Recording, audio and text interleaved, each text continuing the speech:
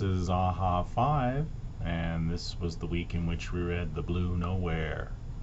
So, some of the thoughts that I had is, what is modern society's fascination with both hackers and serial killers? Seems that they've become like the new stars of our contemporary society. And does it have to do with socially unacceptable behavior? And that somehow has a deep, strikes a deep chord in a society that has grown up on a lot of anti-hero type of characteristics. One of the things I found interesting is the convergence of the hacker community with other social communities, such as the surfers, the spelunkers, people that do like extreme sports.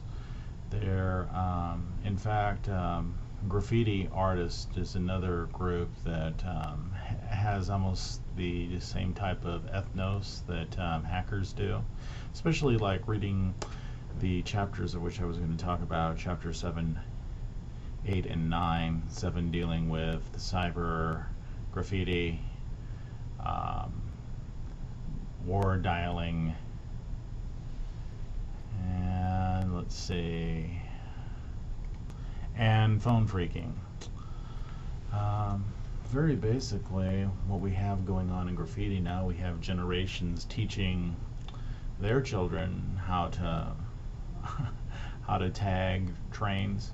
Remember this from my father, who was in law enforcement. For his retirement, he started to do work with securing trains, and he said they were seeing second and third generation taggers. So I don't think that's too difficult on what you have going on with hacking now. Hacking has had the direct possibility of becoming a multi-generational thing. The hackers that were phone phreaking in the 70s probably have children, if not grandchildren, which are hacking or script kiddies. Now, script kiddies, and that was another interesting thing, exactly how the hacker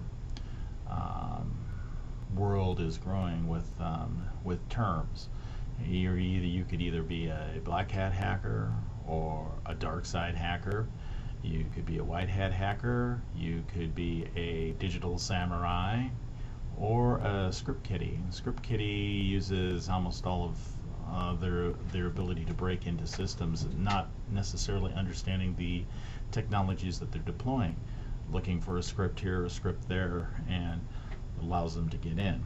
War dialing now, in the day, it was to find computer bulletin boards. Computer bulletin boards predate the web, so you would dial a certain area to more or less create your own type of network, and eventually that was utilized to discover faxes so that people could harvest fax numbers. Well, phone phreaking, especially if you read the Hacker magazine 24,000, especially at the very back of their magazine, they have photographs of pay telephones around the world, is sort of like the classic car type of hacker. They look back on their previous hacks with like nostalgia. So there's photographs, especially from places in the third world, where telephones of that variety, change activated, are still like available. And you also have phone phreaking now going on in the cellular based technologies. You have phone scanning equipment where people can interdict your personal cell phone information. So you still have phone phreaking going on, at least in our modern society, but it's sort of translated itself. Cyber graffiti.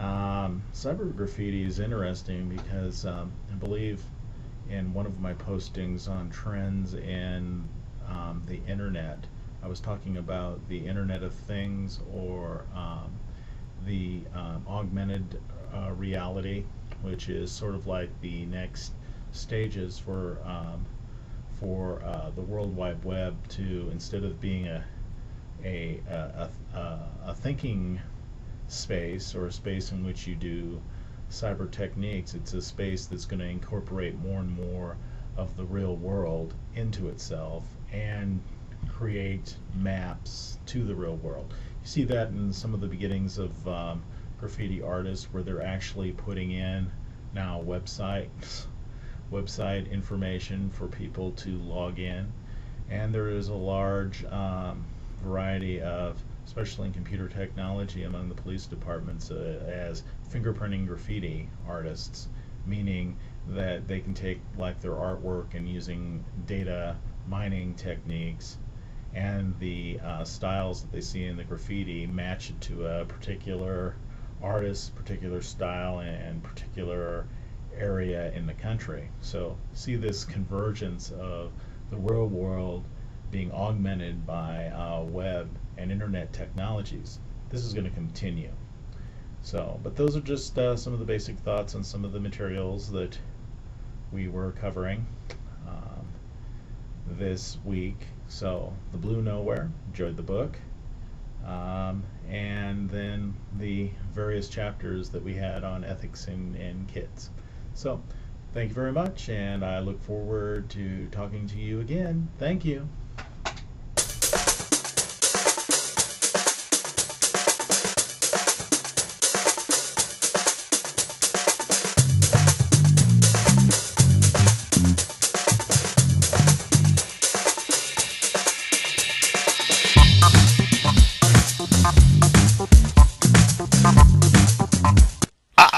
Shiver me timbers, make 'em reboot.